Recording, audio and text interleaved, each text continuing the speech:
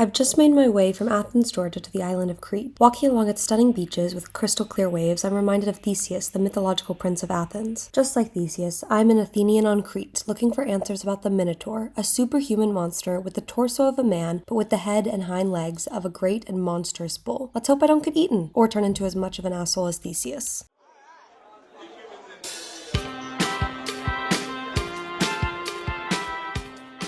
Welcome back to Lit History, where we talk about the history of the world through the lens of literature. Today I'm going to be talking about a poor boy who was ripped away from his parents when he was still a child and locked away with no one to talk to but the people who served him dinner. Since I'm of course talking about the Minotaur here, who else did you think I was talking about? He didn't really talk much with the people who served him dinner, as he was too busy ripping their heads off. It's a great afternoon snack.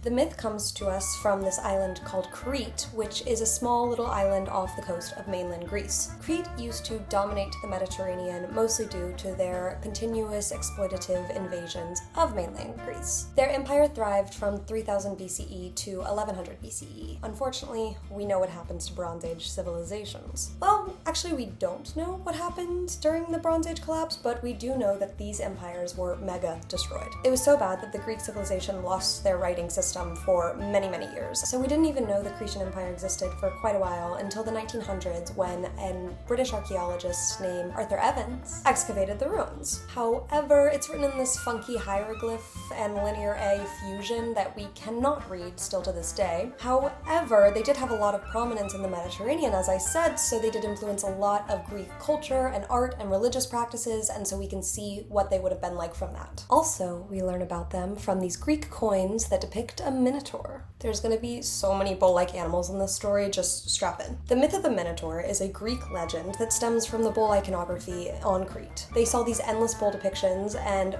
boy did the Greeks have something to say about that. So our story starts with this girl named Europa who becomes so enamored with this beautiful cow that she sleeps with it. It's okay though, because the cow is actually Zeus. Although cow, Zeus, yeah.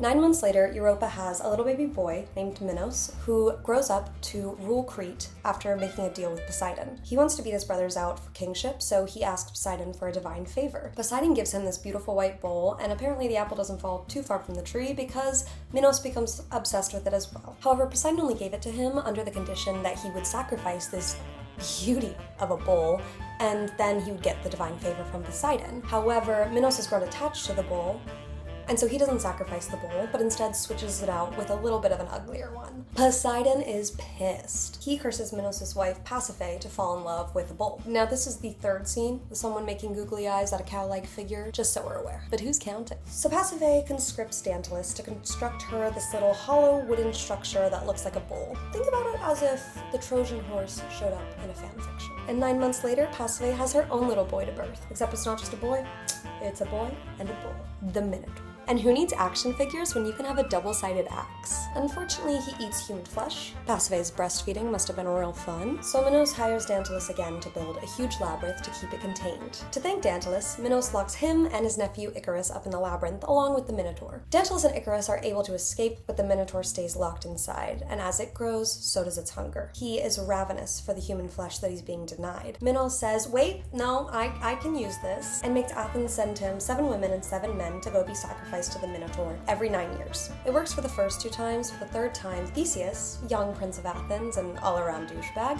volunteers. Aegeus, Theseus' father, begs him not to go, but Theseus is determined to kill the Minotaur. He says that if he succeeds, he will return home raising white sails instead of the traditional black. After arriving on Crete, Theseus meets Minoas' hot daughter, Ariadne, who has conveniently fallen in love with him. Ariadne gives him a golden ball of thread that is never ending, and so he can lay it down in the labyrinth, kill the Minotaur, and then escape. As Theseus is sent into the maze, he does as Ariadne asks and goes off to face with the Minotaur. When he eventually finds him, they have an epic battle, and Theseus kills him with his Athenian sword, which is way lamer than how Percy Jackson did it. Theseus saves himself and the other Athenians from the labyrinth, manages to get Ariadne, and all escape and sail back to Athens. Along their journey home, Theseus becomes bored with his new wife and leaves her on a random island. Later stories said that he received a vision from Dionysus and left Ariadne there for Dionysus, but whatever. Another bad move Theseus makes on his way to get home is when he finally gets there, he's caught up in the excitement and forgets to raise the white sails. Aegeus, seeing the black sails, is overcome with grief and flings himself into the ocean, which elsewhere is happening to little Icarus. And I know what you're thinking, great, fun story, we loved it, but gets more interesting. While this is a myth, Herodotus did mention a labyrinth in his works, however, it was on Egypt, so we don't think this is a labyrinth in Crete. Homer also mentions the Palace of Knossos and the labyrinth in the Iliad, but he focuses more on Tantalus. He says that the labyrinth was actually built as a dancing path for Ariadne. Ariadne's history with the Cretan island goes way back, even before Theseus, and people have speculated that she might have been an older goddess called the Mistress of the Labyrinth. So yeah, there's that labyrinth. However, they shifted her back to the great sad princess archetype, and later stories don't even make Theseus leaving her a bad thing. We see Theseus, we know the truth. The representation of the story in the Iliad shows that it's a Greek-made story about a Cretan king who's kind of an asshole. Crete is the antagonist in this story. So it's interesting that the myth depicts the Athenians being massacred by a bull-like figure. Could this be an interpretation of the raids? This can be used to interpret the Athenian sacrifices kind of being a stand-in for the Athenian Empire and the Greeks in general, and the Minotaurs being the stand-in for Crete, this island of bull iconography. Also, the muscular Minotaur can stand in for the might of the Cretan Empire. At least that's what Arthur Evans thought when he discovered the long, intricate hallways of the Knossos Palace that seemed determined to make someone lost.